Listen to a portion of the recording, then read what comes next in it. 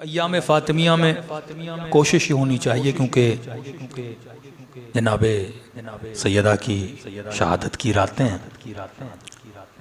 मर्दों के लिए तो उसवे हसना बहुत हैं, मौला अली हैं, 12 इमाम हैं, रसूल खुदा हैं।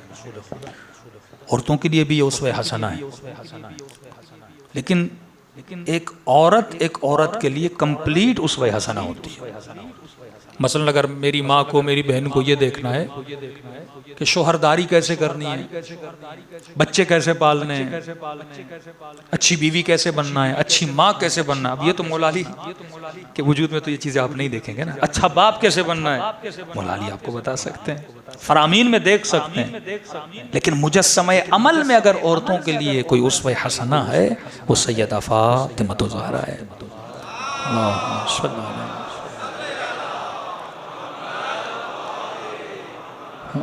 और जिनके लिए लक़ब है सैयदतु निसाइल आलमीन, ये शिया सुन्नी दोनों में, अगर तमाम कायनात की औरतों की सरदार हैं, बीबी हैं, उसमें मरियम है, उसमें आसिया है, इंक्लूड उसमें बीबी सैयदा की वालदा है।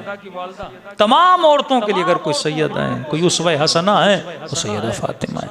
मतलब एक कंप्लीट वजूद है जिसमें खता नहीं। उसवा वो होता है जिसमें खता ना हो। कभी भी बुरी चीज़ को उसवा नहीं बनाया जाता। जिसमें खामियां हो उसे उसवा नहीं बनाया जाता। जो बेहतरीन हो उसे रोल मॉडल बनाया जाता है। तो सैयदा उसवे हसना है। अब यहाँ पे जो गलती होती है वो इंसान खुद को पहचानने में बाज़ औक़ात गलती करता है। बारहा कहा कि मन अरफ़ नफ़्सहु फ़क़द अरफ़ रब्बह। आज सबसे बड़ा क्लेश मर्द और औरत में कराया जा रहा है। बेहतरीन मुआशरा वो होता है जिन मुआशरों में औरतें बेहतरीन होती हैं। बदतरीन मुआशरा वो होता है जिन मुआशरों की औरतें बदतरीन होती हैं। किसी मुआशरे को आला तरीन मिजाज देना है, उस मुआशरे की औरत को आला तरीन मकाम दो। किस मुआशरे को पस बनाना है, उस मुआशरे की औरतों को पस्ती की तरफ भेज दो। अगर अब्बास बने तो उम्मुल बनीन की गोद का असर है।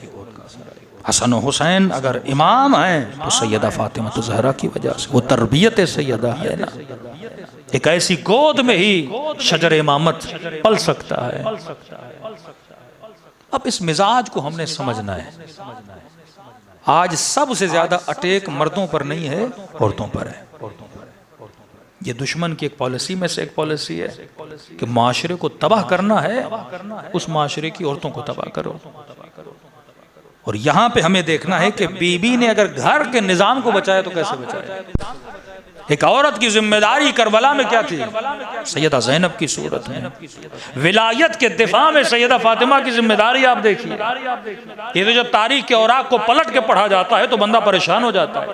अरब के मुआशरे में, मदीने की सोसाइटी में सैयदा किस उन्वान से मशहूर थी।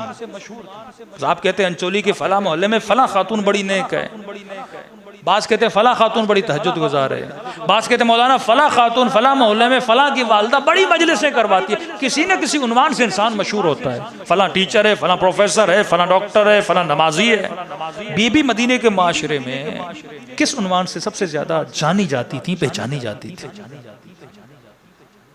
तो मदीने वाले सैयदा को एक आबिदा की सूरत में देखते थे, एक जाहिदा की सूरत में देखते थे। ये सुनते थे वाकयात। एक नाबीना घर में गया और रसूल ने कहा बेटी ये देख नहीं रहा, इससे हिजाब कैसा। फरमाया बाबा वो नहीं देख रहा, मैं तो देख रही हूँ। मतलब मुझे ये भी नहीं पसंद कि मेरे वजूद की खुशबू भी किसी नामहरम तक जाए। फिर वसीयत के फिजा हबश में औरतों को कैसे दफनाया जाता है, ये चीज सैयदा ने शुरू की। हया का मजहर, इफ्फत का मजहर। फरमाया बीबी हमारे यहाँ संदूक बनाया जाता है। बीवी ने अपनी जिंदगी में अपना संदूक बनवाया। जनाजा रात में उठा, अफराद कम है, पूरा मदीना शरीक नहीं है। सवाल तो बनता है ना, बीबी जब लोग नहीं है, रात है, अंधेरा है, कौन सी लाइट्स थी।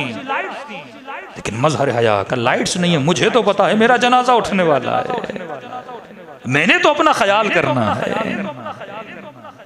कभी भी संदूक में क्यों, कब मैं नहीं चाहती किसी नामहरम को भी इंसान का बदन है ना, पता चलता है पतला है, मोटा है, लंबाई क्या है, चौड़ाई क्या है। मैं नहीं चाहती कोई नामहरम ये भी जाने। ये वो शोहरत थी बीबी की मदीने में, एक पाकीज़ा खातून, किसी के सामने ना आने वाली, मुसल्ले पे बैठकर इबादतें करने वाली। मदीने और मक्के की औरतों को अगर मसाइल आते थे, बीबी से जाके पूछती थी, शरई मसाइल का जवाब, फिकी मसाइल का जवाब, शोहरदारी के सवालात का जवाब। किसी को कोई इशू आया फौरन सैयदा के पास, मुफस्सिर कुरान, तफसीर कुरान बयान करने वाली। कहते दुश्मन की प्लानिंग में भी ये नहीं था कि हम अली के दर पे जाएंगे और नबी की बेटी आएगी जो हिजाबुल्लाह है, जिसने कभी किसी से कलाम नहीं किया, किसी नामहरम से कोई बात नहीं की। जब मस्जिद में जा रही थी अपना हक मांगने, आगे भी औरतें पीछे भी औरतें रखी।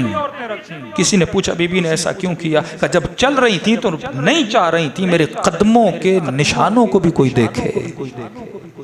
औरतें पीछे आएंगी, वो निशान मिटते जाएंगे। मस्जिद में पर्दा लगाया गया। पहले अपनी कनीज को बोला कलाम करो, कलाम किया। नबी की बेटी ये कह रही है ये हक है। जब नहीं माना तो खुद बोलना शुरू हुई। कहते पहली मर्तबा जब नबी की बेटी का आवाज सुना तो सारे मस्जिद वाले रोने लगे। आज क्या जरूरत पड़ी कि मुस्तफा की बेटी कलाम कर रही है? कभी नहीं सोचा था।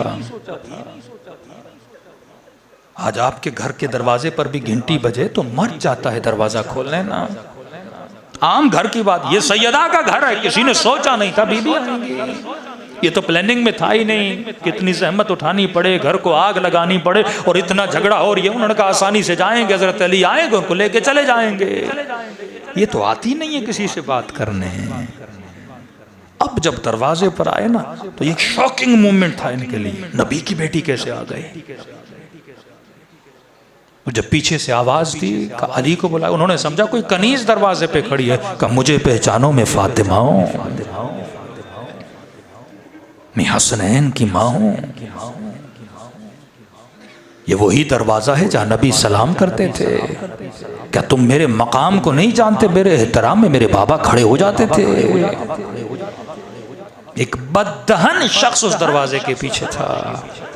कफाइन, अगर बेटी हो तो क्या हुआ? कहा अगर अली नहीं आएंगे तो क्या करोगे? का दरवाजा तोड़ देंगे।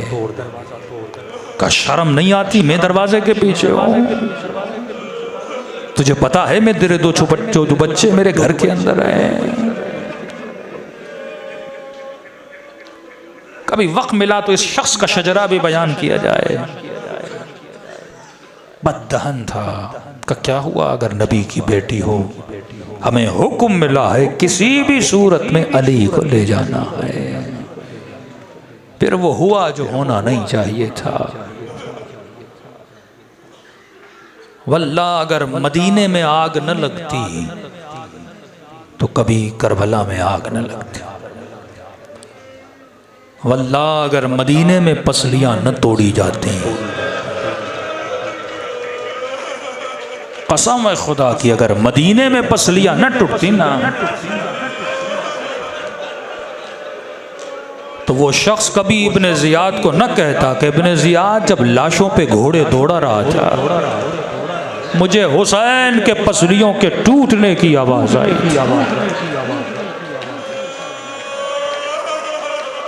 जरा मुसलमान सोच के तो बताए ये जिसारत शुरू कहां से हुई? जब एक रस्म पड़ जाती है ना, वो रस्म बार बार दोहराई जाती है। कई उलमा इस बात पे